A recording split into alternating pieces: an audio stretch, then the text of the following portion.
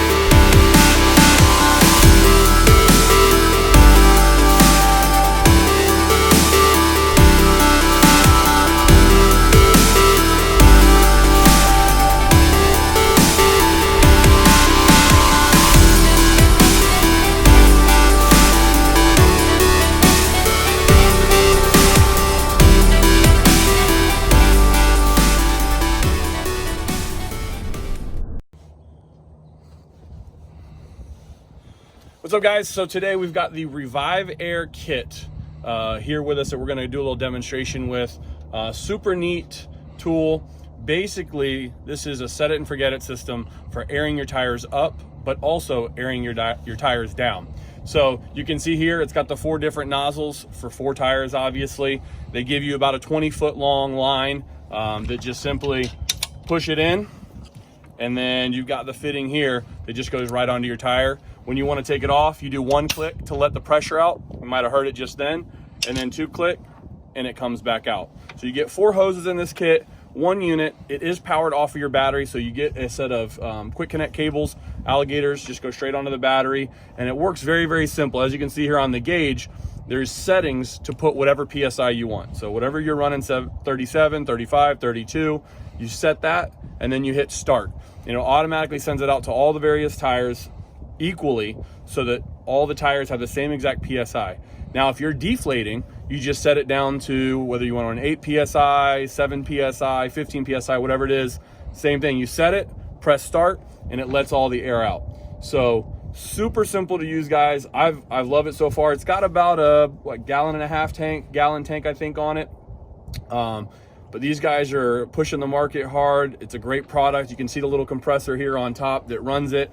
It does take a couple minutes. I can't give you any specs exactly how long, because obviously everybody has different wheel sizes and tire sizes and whatnot. But the best thing about it is once you hook it up and you let it go, you can go do everything else. Get your recovery straps out, get your lunch ready, or if you're inflating, get your trailer ready, get everything cleaned up out of the Jeep, set it and walk away, come back, and it'll automatically stop once it gets to that set PSI.